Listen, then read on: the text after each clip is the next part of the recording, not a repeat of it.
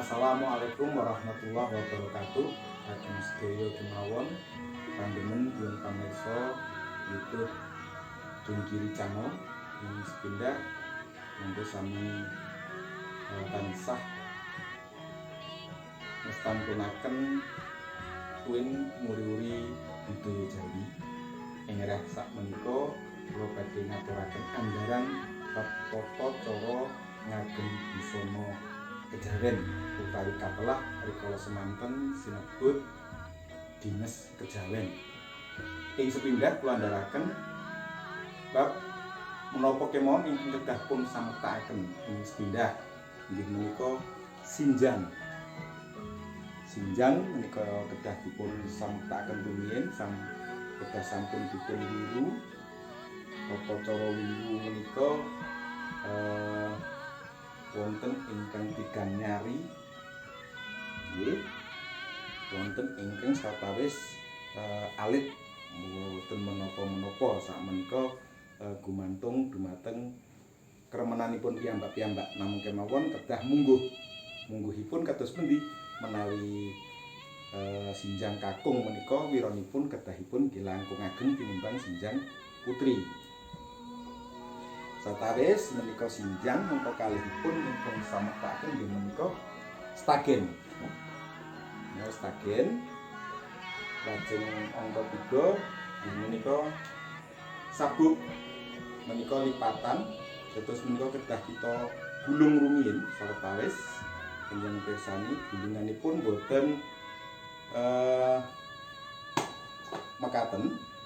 Namung kemawon gulunganipun kedah dipun walik supados mangke menawi pun ginakaken sampun boten perlu rekaos malih, pun gulung rumiyin ngantos purna. Menika naminipun sabuk ules tuwin motif corakipun sabuk menika werni-werni gumantung kremenan piyambak-piyambak. Satawis sanggar Jungkiri ngawontenaken utawi nderek ngestantunaken tata cara ngagem busana Kejawen. Menika pun kencengaken rumiyin, gulungan menika kedah kenceng. Murukaken menika mangke nemtokaken sabukanipun saged kenceng lan botenipun gumantung gulunganipun.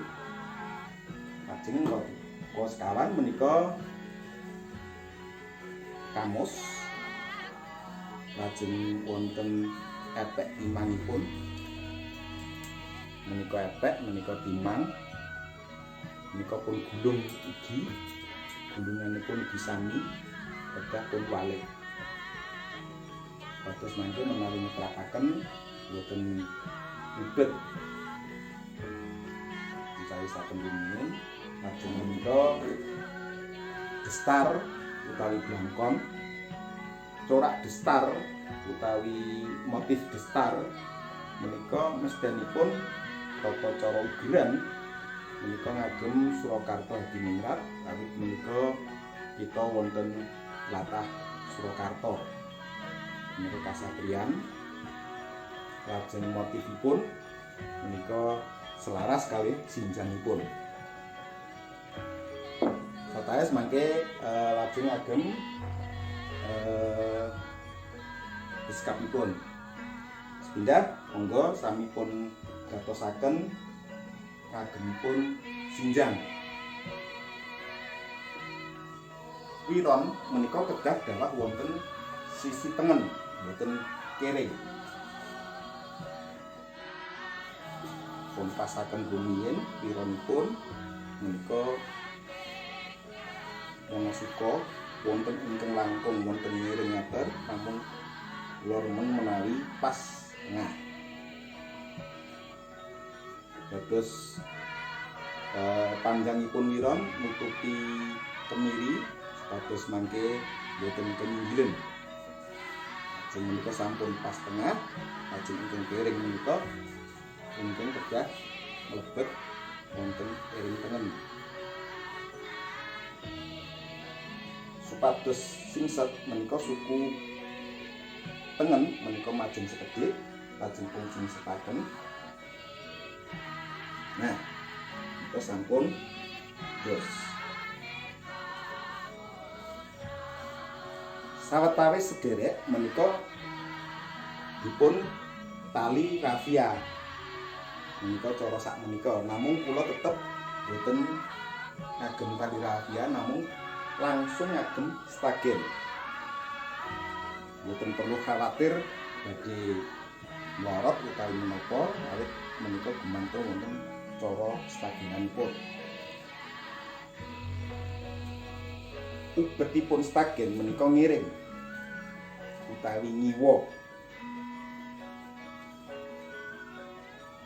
Ubet stagenipun ngiring utawi ngiwa menika ujung ingkang paling dasar pun tarik inggil supados menika kenceng. Ini menika ing sisi tengen menika ujungipun tertarik menginggil ngaten ajeng. Menika sampun kenceng. Mboten badhe mlorot.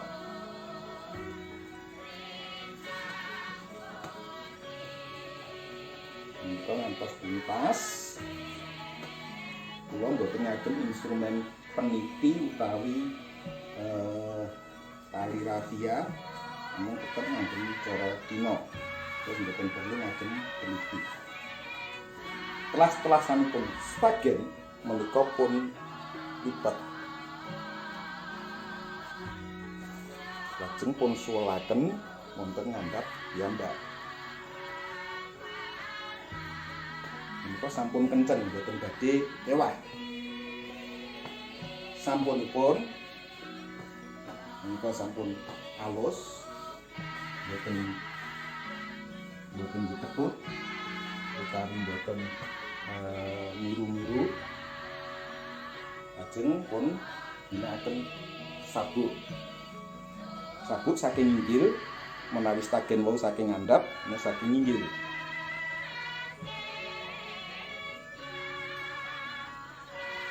Sami menawi ujungipun kedah kita tarik inggil supados mangke kenceng.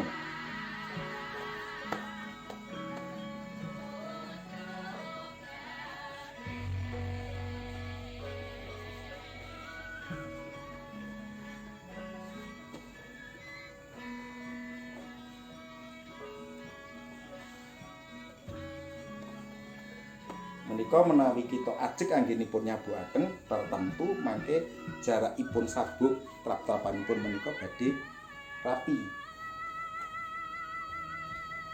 So mboten kekamban, mboten kekerpen.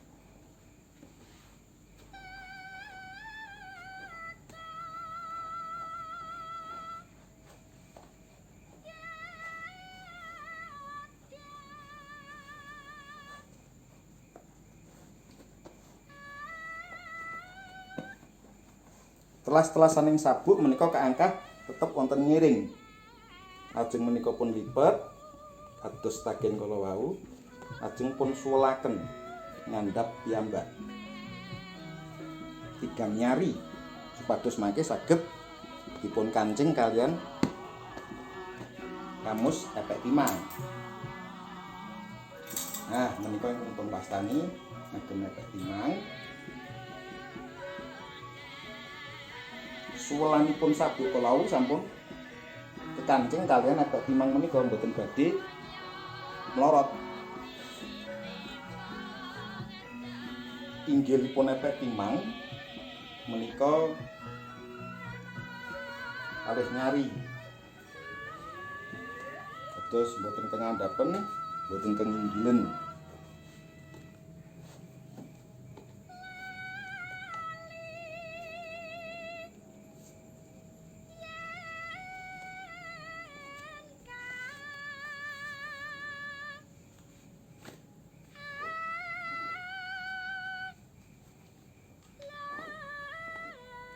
Nah, menika sabukanipun sampun purna. Menika wingking ugi boten perlu pun terapaken sampun rapi piyambak.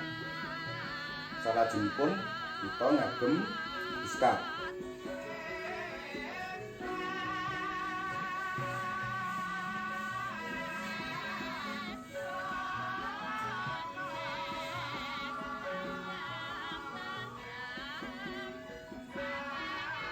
Ingkang piring menika lebet kita kancingaken agem benik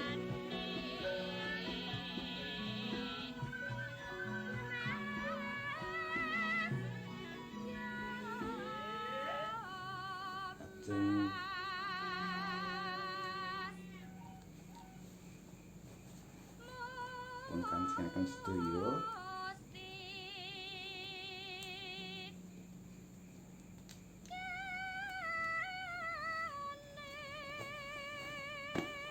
epek timangipun dawah tengah-tengah skap sambungan skap menika. Lajeng epek ugi piring.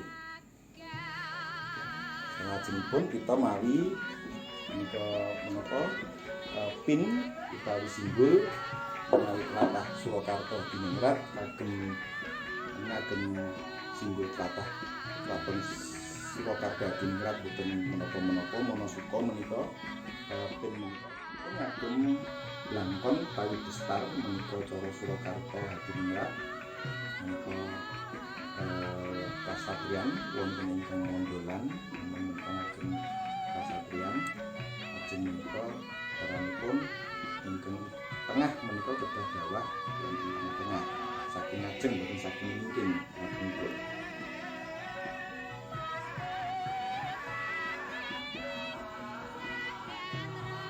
Nah, inggilipun bestar menika satunggal nyari saking alis. Pungkasanipun kita ngagem duwung utawi keris menika ngagem duwung ladrang wonten ingkang remen ngagem gayam ngagem ladrang. Lajeng caranipun menika saking sabuk trap nomor 3 saking andhap tunggal kalih 3.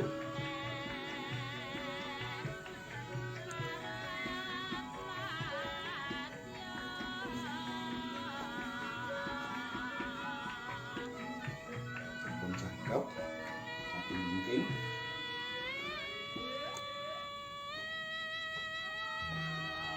Lajeng pungkasanipun kita ngagem slop utawi sandal kagem kejawen menika mawi slop. Kagem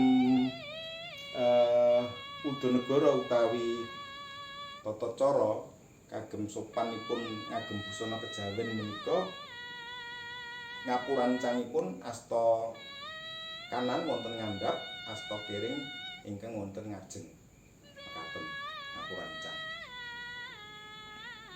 Nggih para pamirsa sedaya, maliginipun Pandemen Budaya Jawi, monggo sampun subscribe, like, lan share supados makedaya dinayan saged tansah lestanturaken kabudayan Jawi maliginipun tata cara ageman busana kejawen.